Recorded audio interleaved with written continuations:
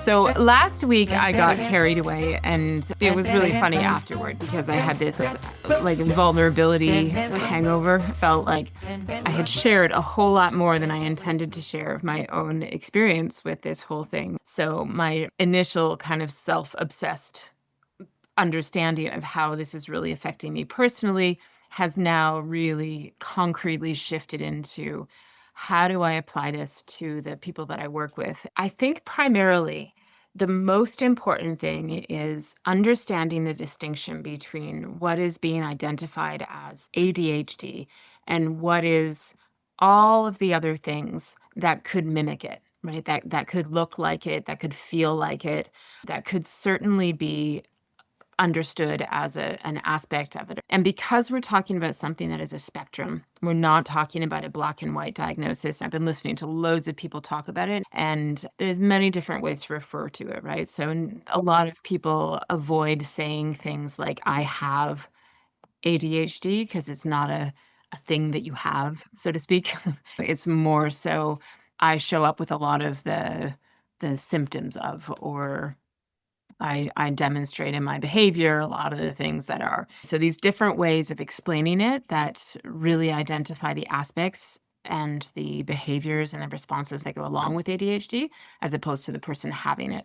Those of us who are NLP trained are really, really sensitive, probably, to what we identify as limiting beliefs, right? And I sort of touched on it last time, but the last thing in the world you want to do to yourself is identify as a something and then step into the box that is that. And then all of a sudden you're limiting yourself based on your beliefs around what that means about you.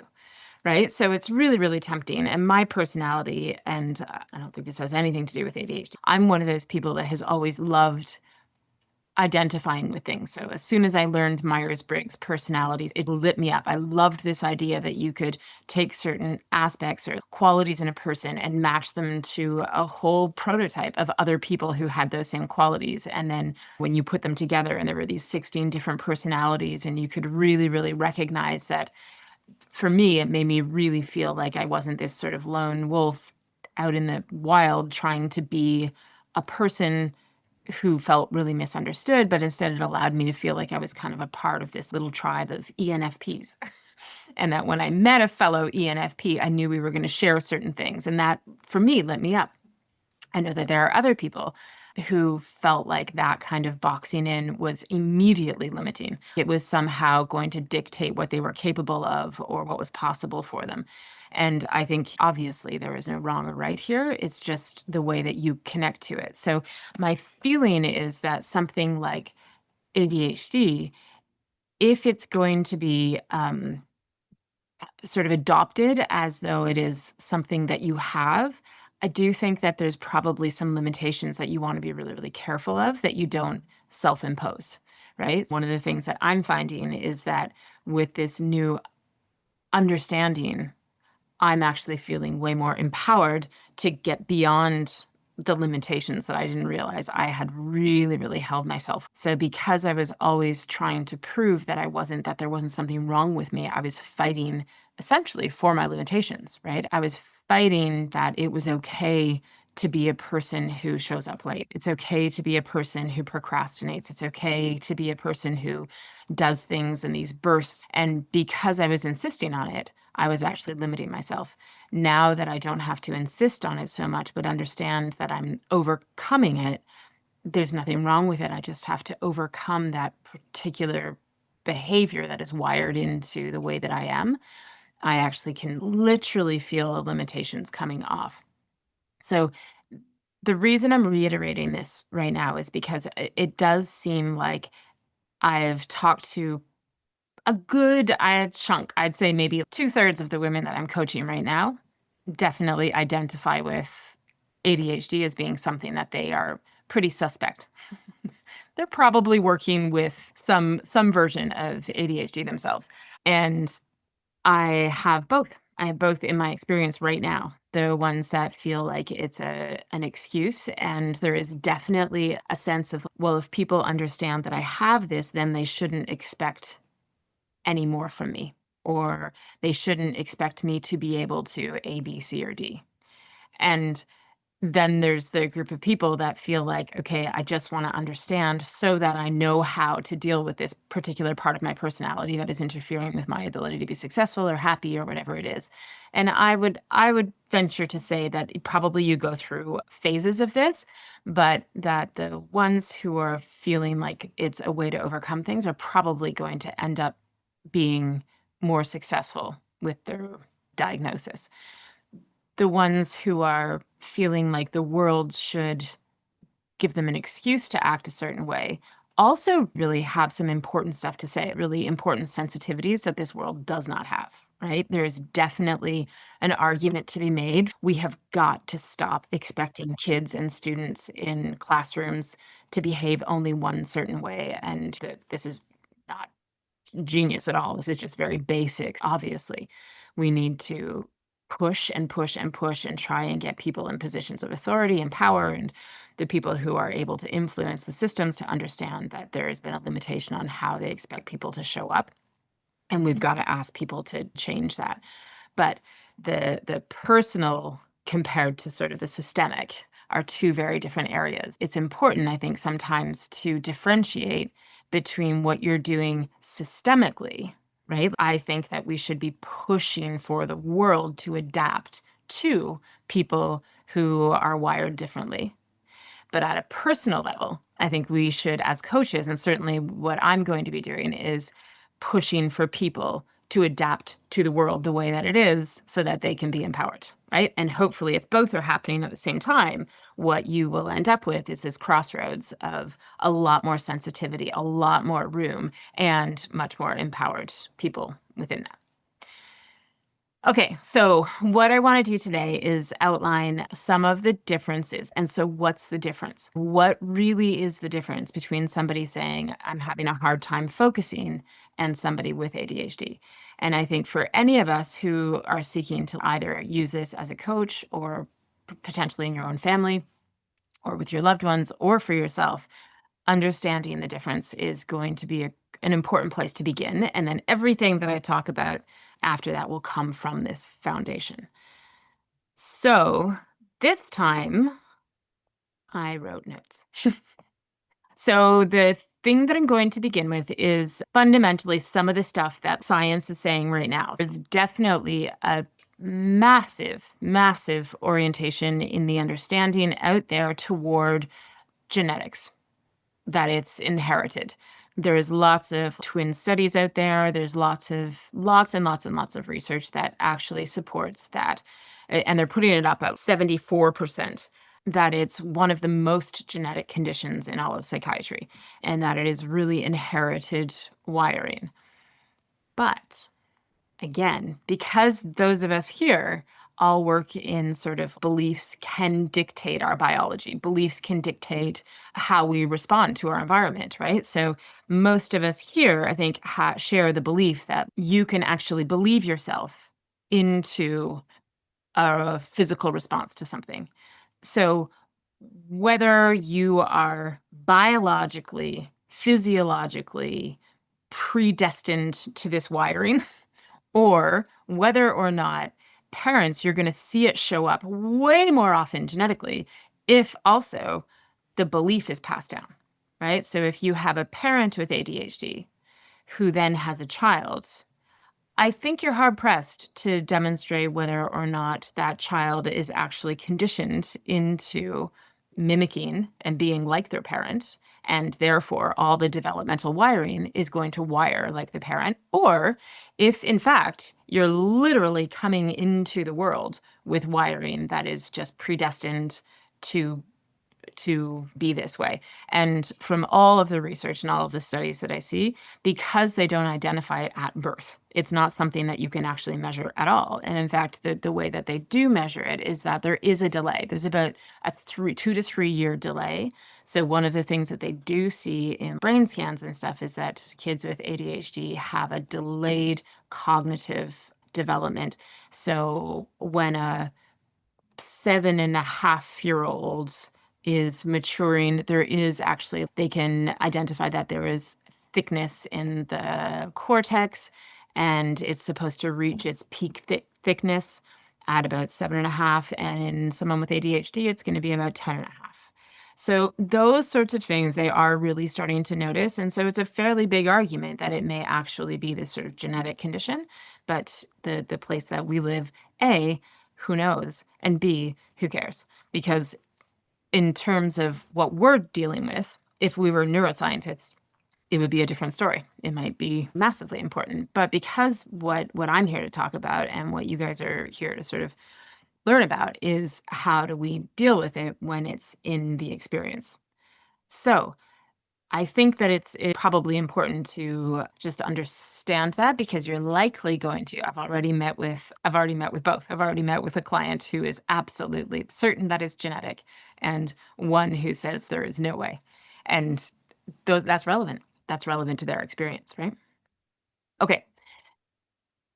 But we also know that we can see changes in the brain. So this is important to understand as well, is that we can see changes in the brain. So when we do PET scans and MRI scans, there is this activation that is really specific to like how the brain is responding to certain things. And when there's medication, when there's different forms of exercise even, so you get different chemistry going, there is a measurable shift. It's like a reachable target through different things, which does tell us that there is an ability to that is something very, very biological going on. Motivation and focus. So this is the area that I think is most widely known and understood is that typically people who have ADHD have a tremendous amount of difficulty focusing, which again is the doesn't everyone on a but the difference is how the reward is activated. So if there is somebody, the neurotypical way of the brain organizing and generating motivation and staying focused is to generate enough dopamine that comes from if I do this now, it will pay off later.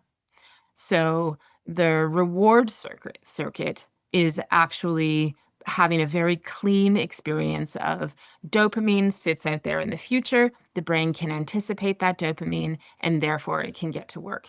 The ADHD brain, it revs, but it needs interest. It can't have an anticipation of dopamine out there in the future to be able to activate the same way. So it needs interest, it needs novelty, it needs urgency, it needs challenge, it needs play. It needs something else other than the promise of future dopamine in order to get activated. And when people actually sit down and sort of study their own experience of how this works for them, people become really, really aware of it. So I would ask you right now just to think about your own experience of motivation and focus. And I want you to think about when in your life, in your experience, you've needed to get really focused and notice whether or not it's enough for you to think about the the dopamine, meaning the reward of doing the experience, and if that can keep you focused enough to start and then enough to keep you focused throughout the task.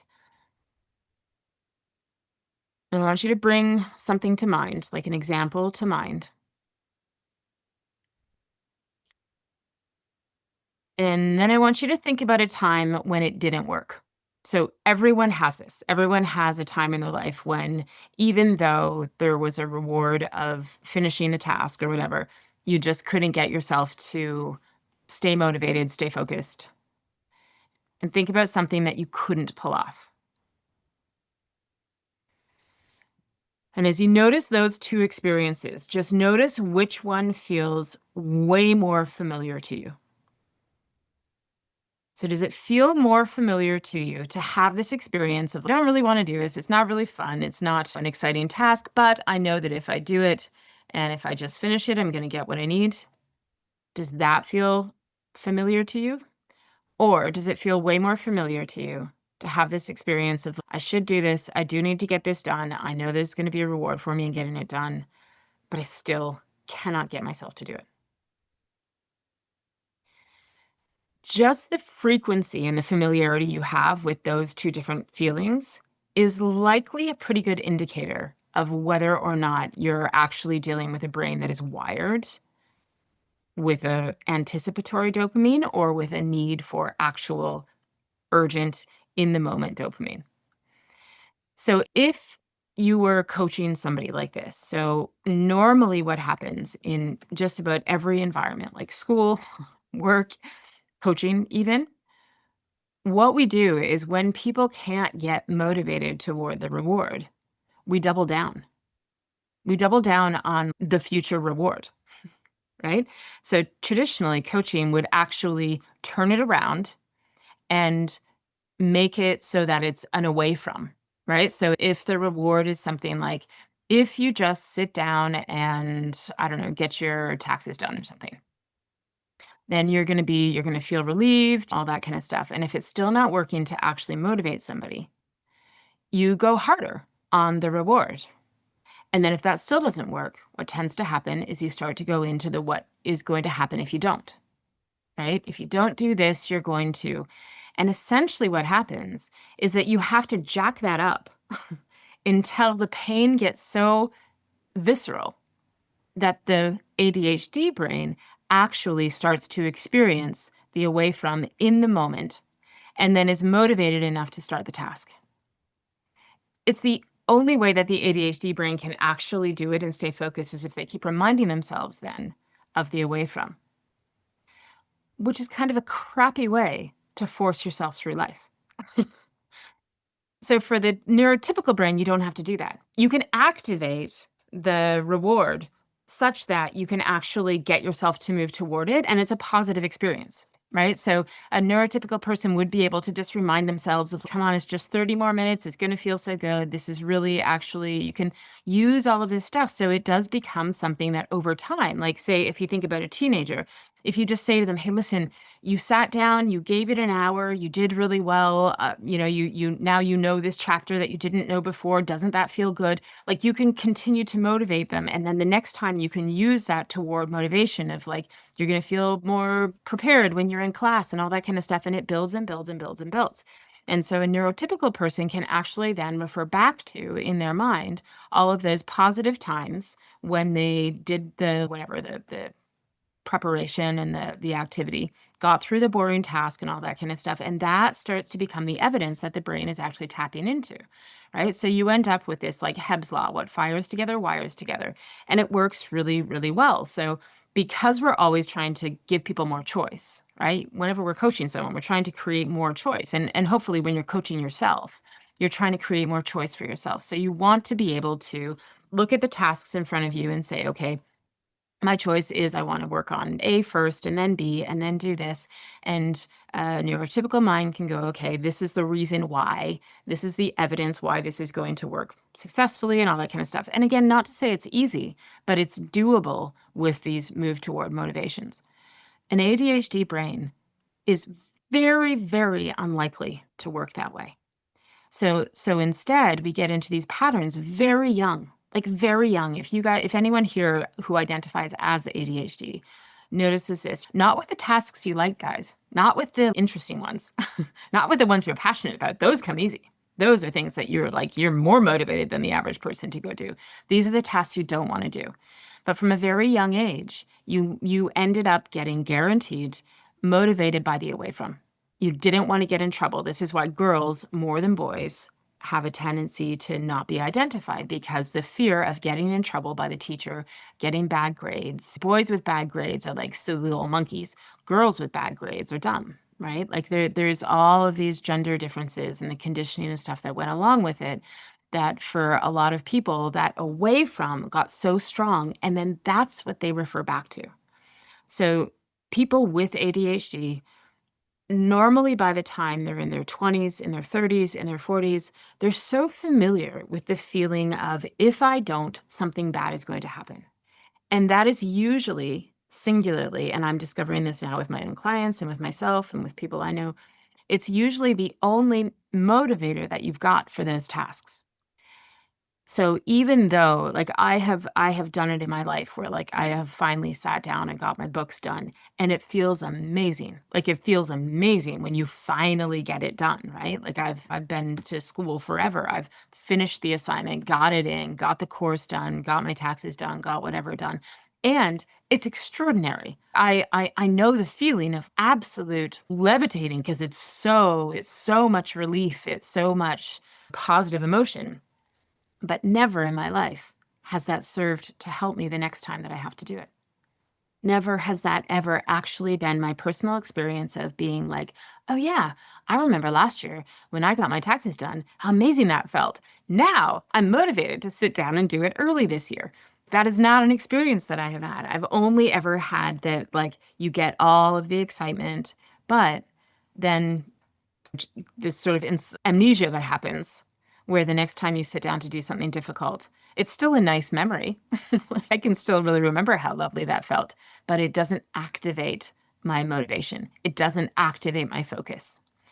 So a huge difference here when you're working with people. Like my mission now feels like it's starting to be, how do you actually get somebody to be able to get through these tasks and do these tasks without having to light up that away from that really, really negative urgency, that thing that is so important to avoid, that this person has to get all worked up and all full of like into the sympathetic nervous system and have all of that negative stimulation happening in order to stay motivated. And it doesn't even usually keep the focus, but it at least gets stuff done. And so I think that in terms of what you can come up with, ways to be able to actually help somebody with not an atypical brain to be able to get motivated and stay focused is this stuff that I talked about last time, where you have to actually figure out a way to light the brain up with dopamine before. So this is like eating dessert before dinner. This is the way of being able to actually create an instant motivation. So I have heard things, guys, as extreme as this isn't actually that extreme, but it's funny to me. I was talking to a mother yesterday about her daughter who has has been diagnosed with ADHD, is unmedicated, and has gotten herself all the way through like engineering to third degree or third year university. And her daughter discovered that she actually functions better. She has Netflix playing on one screen, or she plays a movie, and then she has her chemistry notes, and she's studying for a chemistry exam on this screen. And it works for her, right? Everything in our world would say that is absolute bullshit. There is no way that you can watch a movie and also be taking in information. But what we're learning right now about the brain says otherwise. If that movie over there can keep like tapping the dopamine up, right? So she's into the story, she's into the characters, and has trained herself well enough to also pay attention to what's happening over here. We know that the brain is actually going to absorb more of the information and stay focused on it if she sees the task as being fun. So the movie's 2 hours long. She's going to study her chemistry beside it, and therefore is looking forward to the task, is looking forward to actually doing this. This is one of those things that is like every academic in the world wants to fight this because we are so indoctrinated with this. Sorry, I'm just letting somebody into the room. We're so indoctrinated into, nope, you're supposed to study quietly and you are supposed to stay singularly focused. It's just so like I'm testing it right now with my kids. My kids are my boys, my 2 older kids are writing their exams this Thursday, Friday, Monday, Tuesday. And my boys have always done well. They're fine in school. It hasn't been a problem for them. But they're also getting in, like my big one is now in grade 10. And so it was harder. He had to work harder this year. But he's the one I told you last week. I'm sure he's off the charts if he were to get diagnosed. And he does this stuff. I think I was telling you last week that he always has a friend on the phone. He always does his work with somebody available to him to talk to and to engage with, which I was discouraging until I understood that this is actually helping him. But I'm finding it really difficult to believe that when he says to me, no, he's watching the soccer game, right? They're watching FIFA now and doing their homework and studying. And my brain is just, I feel like that can't be possible, but I am very, very, very willing to learn, to figure out whether or not this is actually something that I think there's probably a level of learning how to do this because they're going to be susceptible to like just getting engaged in the show or the soccer game or whatever and abandoning their focus on the work. But if you do this with intention, right? Like if you're actually doing this with intention, I think that there is a whole possibility. And at least the person with ADHD is going to enjoy the process of learning how to get their best results instead of it always being a serious drag. Like a serious drag for them, right? What if they discover that, like, okay, I tried to, focus on this while I was doing this and it didn't really work because I kept just like forgetting, great. But as you learned it, you might need to find something else, right? Maybe you need to find something that's slightly less narrative. And maybe for you, it has to be like you put on a music videos or something like that that don't have a storyline that gets so engaging, but it still creates the stimuli and the dopamine or whatever. Like there is lots of ways to experiment with this. And it's something that hasn't been experimented with for the most part. I shouldn't say that, but it really hasn't been. And yet everything that we are understanding now about our brains tell us that this is really, really, really possibly an area that can be exploited by these brains that just need all of that dopamine and stimuli. I remember telling my clients for the last 10 years, when I was pregnant, after I had had all my babies and I was trying to lose the weight after having all the babies, one of the things that I did for myself was I knew, again, having no idea I had any problem with attention or focus or anything like that. But what I did know about myself was that I hated working out. I just I found it excruciatingly boring. And to this day, I feel very validated now because, like Mira, I always feel so. I can't do yoga for the life of me. Not because I see the value in it, and I actually wish I was one of those women that could put myself into a really pretty picturesque, like your things, Mira, that I always see on your.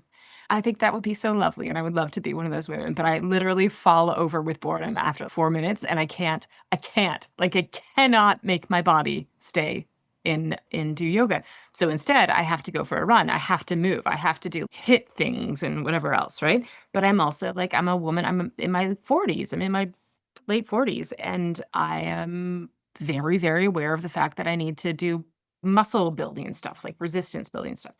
And when I was trying to lose that weight after the babies, and I knew that I was just too bored, like I would get too bored to be able to do it. So I got the series Lost, that television series Lost, and I put it on while I would work out, and I made a rule for myself that I could only watch it when I was working out. So if I was in an episode that had the cliffhanger and I really wanted to see what was happening, which it was so good for, that was me on the treadmill still or doing sit-ups or leg lifts or whatever I was doing to stay to watch it. And then I would actually look forward to it because only gave myself, that was my one rule that I did follow, was like, I don't sit down on the couch and watch Lost. As soon as I watch it, I make sure that I'm doing some sort of exercise along with it. And it worked like a charm. I felt a little bit embarrassed. I didn't want to tell people that this is how I did it.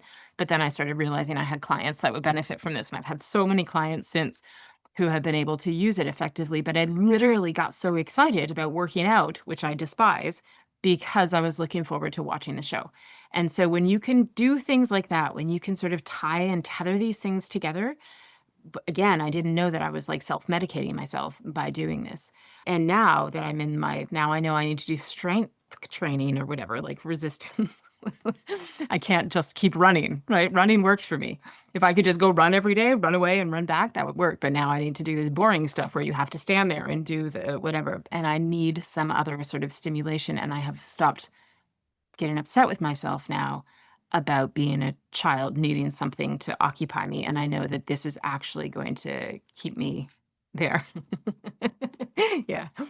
Okay. So that piece is really, really, really important. I think that out of respect for people who are wired this way, I cannot wait for the day for every client that I have who identifies with ADHD or thinks they might or does or whatever, to give them the relief of you don't You don't have to white knuckle it anymore. You don't have to just force yourself through these things. There are much, much better ways, and you can actually just work with this different wiring that you have.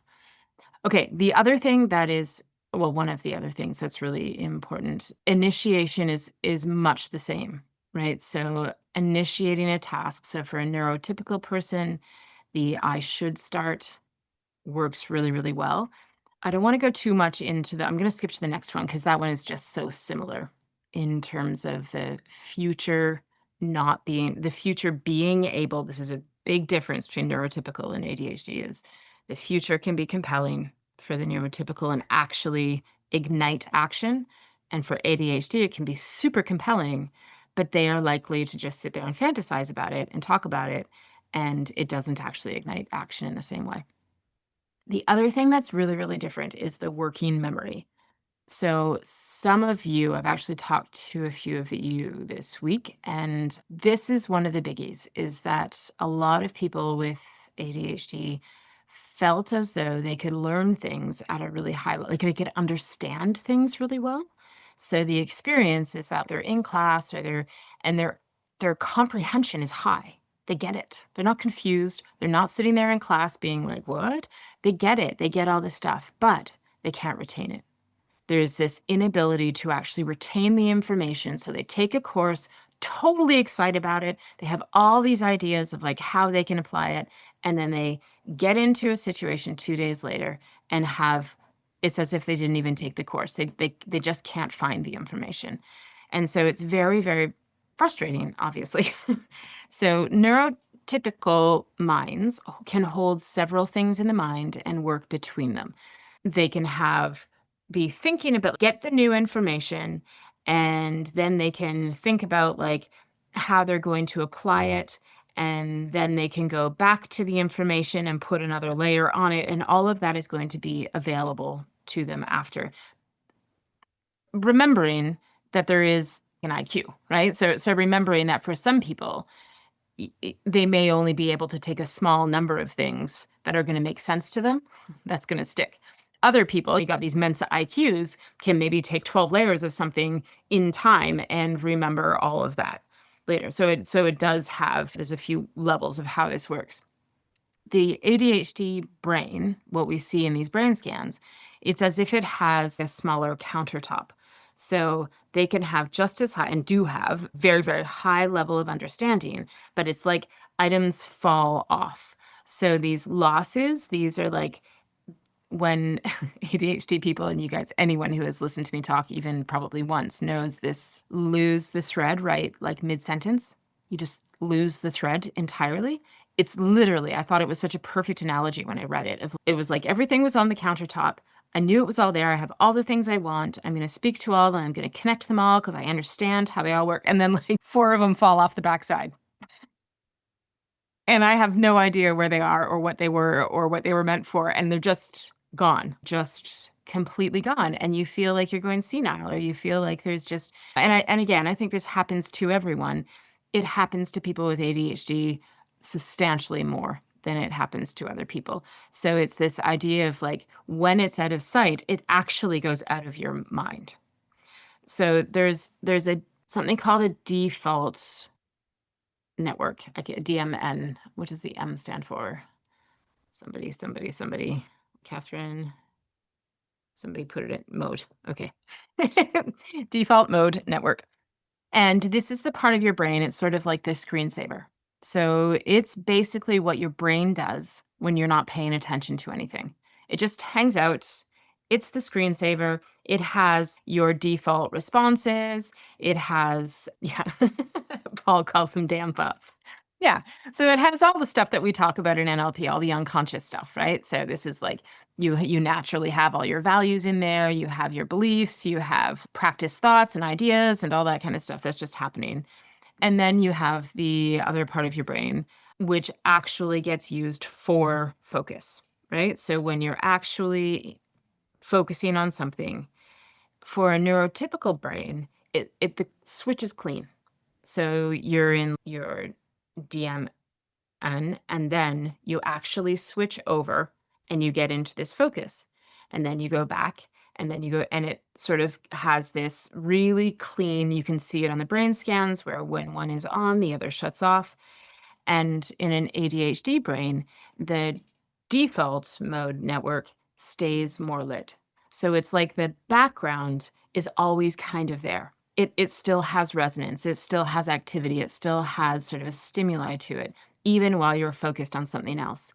And so it tends to sometimes just sort of intrude. And it's supposed to quiet down when you're focused on something else. And that internal chatter is always sort of competing with it. So there is something really, really, really biological going on when this is happening. And this is what creates a difficulty with this working memory.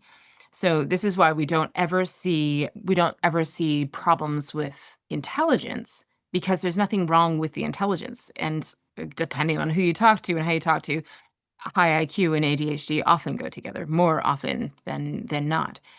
And it's not a problem with the intelligence, it's a problem with this switch, with the fogginess of it. So in order, if you're working with someone who talks, and this is where it gets confusing for people with hormones and menopause and all of the 100,000 other things that make us forgetful, that make our brains foggy. Stress makes our brains foggy, certainly trauma does, all of these other things that actually affect us in the same way. The difference is going to be that when it's ADHD, it has been lifelong. It's been something that has happened to you right from the beginning, and it doesn't change. Well, it may change, but it doesn't go away when things get better. So when you're working with somebody who is really trying to sort out what's happening, and this is why people with ADHD often get diagnosed with like depression or anxiety or whatever, because it shows up the same way, and the doctor will just say, okay, well, you're dealing with all these things. It's got to be your hormones or it's depression or whatever it is.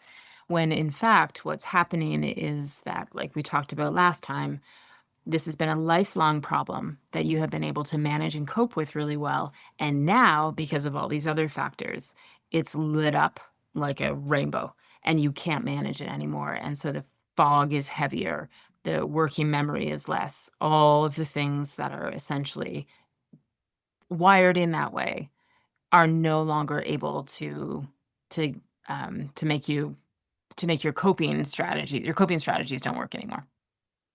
So with a client like this, so if I'm working with somebody whose main issue is working memory and they suspect or know that they have ADHD, we're not likely going to be able to create a better memory for them.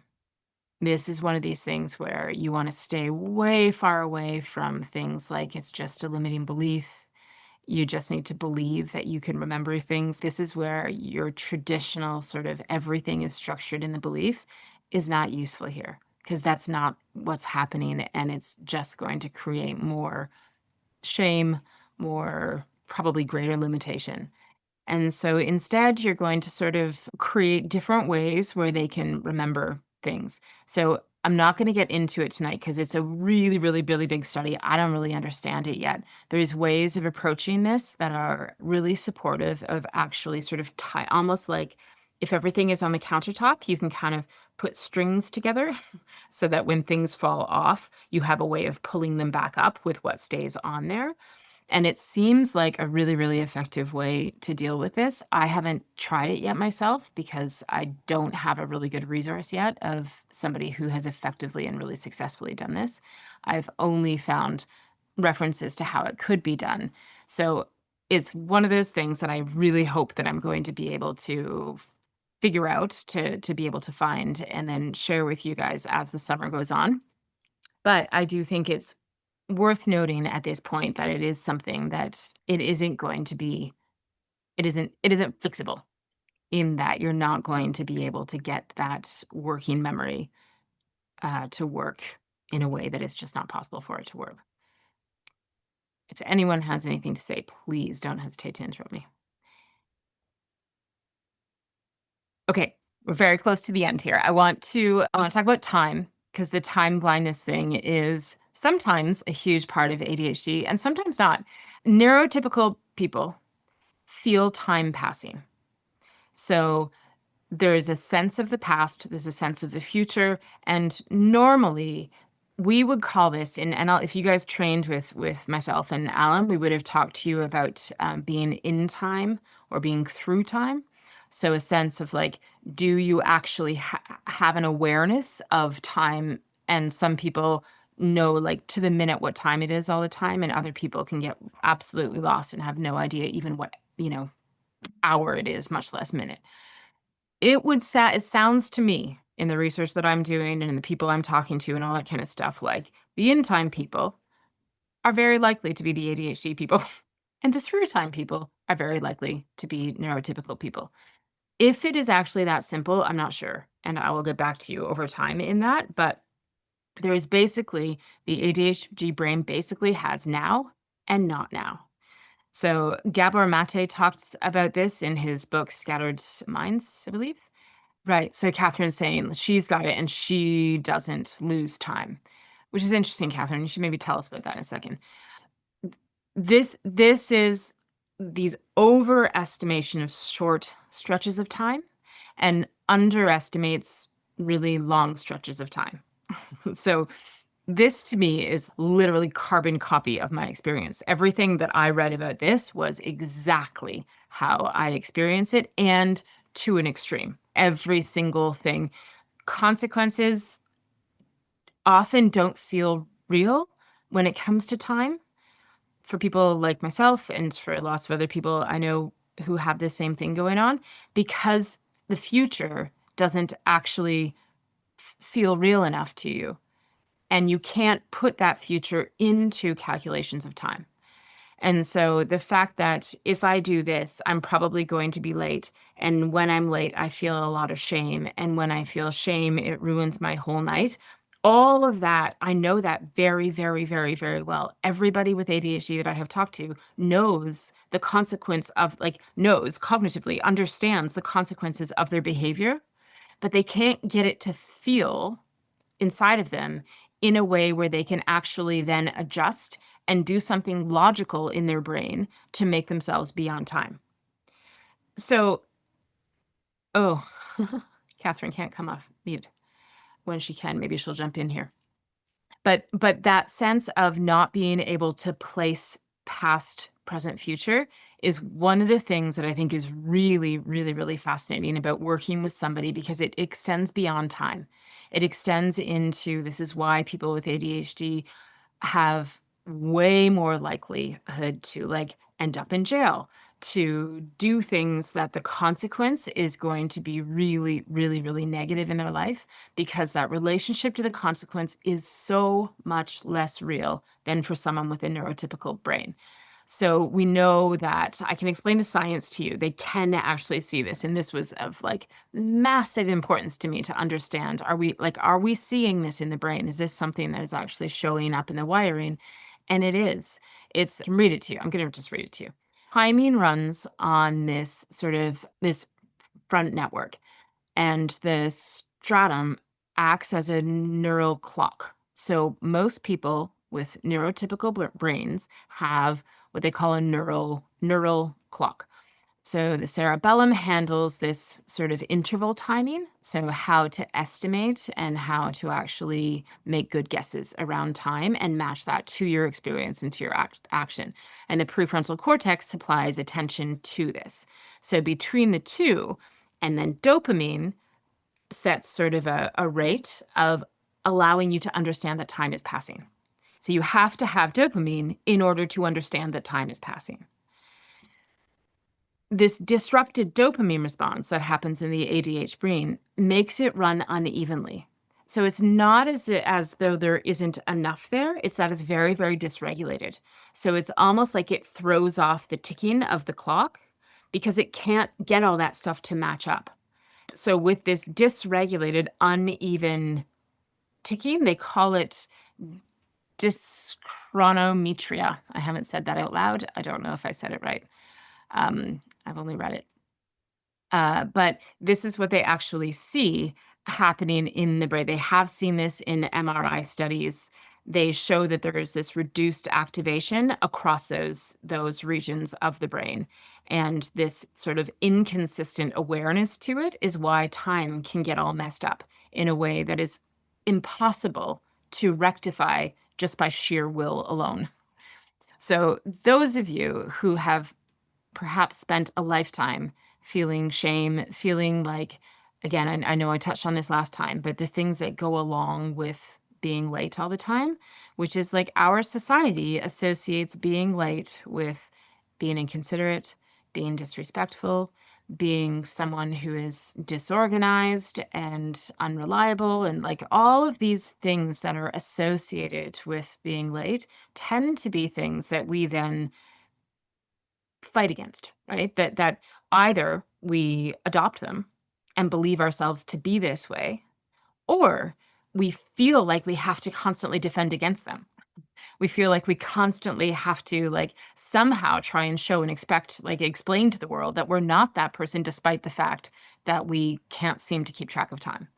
And so it does, like, the emotional strain of this is something that is really, really important to figure out how to override in whatever way that you want to. You've either got to adapt and modify your life in a way where it's not going to be so shaming and have all of that other stuff associated with it, or you've got to figure out a way to, like I explained my clock, and I sent you guys the email after, these ways to actually intervene on time and get that ticker to become even.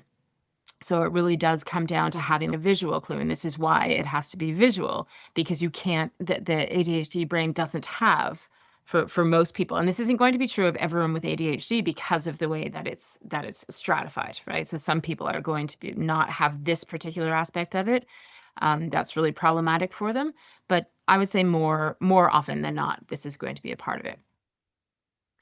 In terms of coaching somebody, I would say that there are these ways of the little clock that I showed you, of making it really visual so you can actually get an even sense of time and learn how to do it. But even since last week, I thought that I was actually training myself to have a better sense of time. The reality is I'm probably unlikely to be able to internalize that, but I can find ways to intervene when it's really important and give myself more like mechanical ways of actually doing it. But the work that I would do as a coach with someone is all around the emotion. This is, again, such an important thing. If you are coaching somebody who has ADHD, or may have it, or has this particular thing going on, and you're trying to help them through coaching to get better at time, you are doing a disservice. It's not something that they're going to be able to, through our traditional ways of coaching the unconscious mind and all that kind of stuff, to be able to overcome. They're just not going to be able to. Their brain is not wired that way.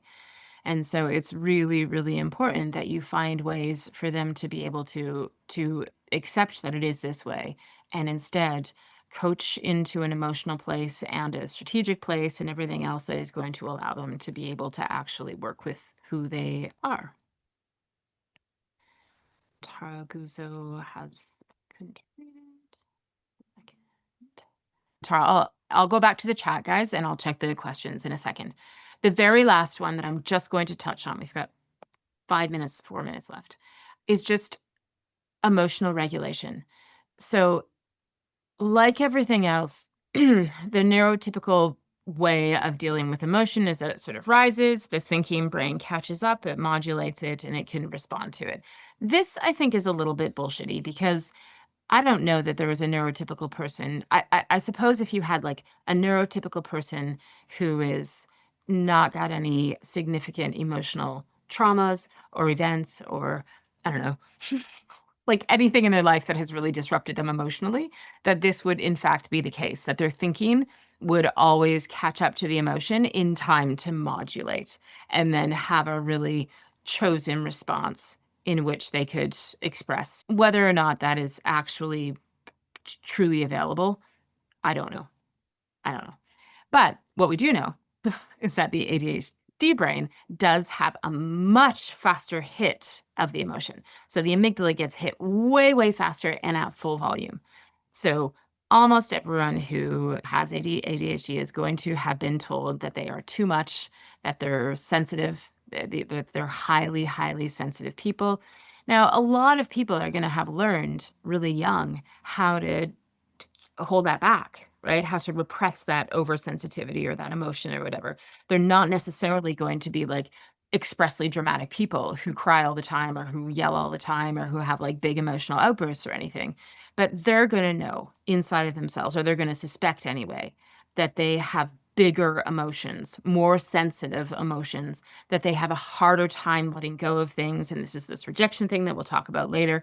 But the emotion tends to happen. And again, we can see this in the brain that the amygdala actually gets overwhelmed before regulation can come online. So this is where that too sensitive stuff tends to come in.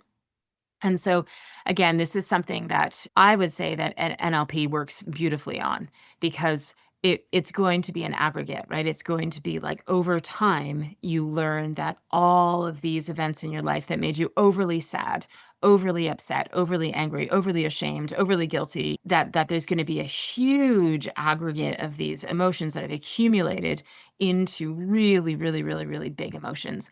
And things like timeline therapy and the stuff that we use already to clear core transformation, like all of that stuff is going to diminish it, is going to bring it down, is going to release it, is going to clear it away, and it's going to give you a much cleaner slate to be able to then have, at least, even if the amygdala is more sensitive in somebody with ADHD, they're still going to have less accumulation, right? So that it's not going to be like as explosive as anything else. So I'm gonna look into this more. We're gonna talk about this more, but my feeling is that I think, again, this is one of those areas where I think we are really, really, really well equipped to deal with somebody who has where maybe the biggest part of their ADHD, or the one that's most troublesome for them. Maybe they don't have a job where timing matters so much, and they're not really trying to get their working memory in any better order, and they don't need to focus, or there's lots of people who have lives that aren't terribly disrupted by it. But if emotional regulation is the thing that's really, really hard on them, I think we're very, very well equipped to be able to deal with this, and really help the ADHD emotional overwhelm a lot. Okay, I'm gonna leave it there. I did have one last one about anxiety, but I don't really want to go over here. And I'm going to anyway, as I say that. Neurotypical would just be that the anxiety disorder is going to be potentially lifelong. Usually it is. Every client that I don't know if I should say every, but most clients that I've worked with who have an anxiety disorder of some type have had it since they can remember. They have it when they're young, and that is not true of ADHD. ADHD doesn't create an anxious kid. It can create a kid who thinks they're stupid. It can create a kid who has a lot of frustration or a lot of anger or that sort of thing, but they're not going to have an anxious state of being because of the ADHD. Now, that may come later, right? So it may come later in life that because of having lived with so much of this stuff, it turns into a prompt to become a very anxious person, but you're not likely going to have somebody who has it all the way from the time that they can remember. And so normally there's sort of like chronic anxiety, which will be lifelong, which is, if it's not ADHD, it's not ADHD, it's just anxiety. Then there's going to be like ADHD-driven anxiety, which is going to have shown up much later. And then there's going to be a situational, contextual anxiety, right? So you're going to have somebody who is super, super anxious, but it is contextual enough where if whatever's causing the anxiety gets resolved, all the ADHD symptoms go away. So all the stuff that could have been mistaken for it, right? So like memory not working and not being able to focus. When you have anxiety, it's incredibly difficult to focus. But if it's contextual, once the thing that is causing the anxiety goes away, you'll be able to focus again. And so you want to make sure that when you're dealing with somebody who that, and of course there's going to be people with both, right? That you're not mistakenly assuming one is the other. You wanna look into it because you're gonna deal with anxiety the way that we always deal with anxiety, and you're going to deal with the ADHD symptoms of that differently. You're not gonna look for the context, and some of the stuff specifically for anxiety is not going to work for the ADHD. The future models, right, where we go out into the future and we pace and we get somebody to really identify with the future to relieve the anxiety, not gonna work as well with somebody who has ADHD-driven anxiety.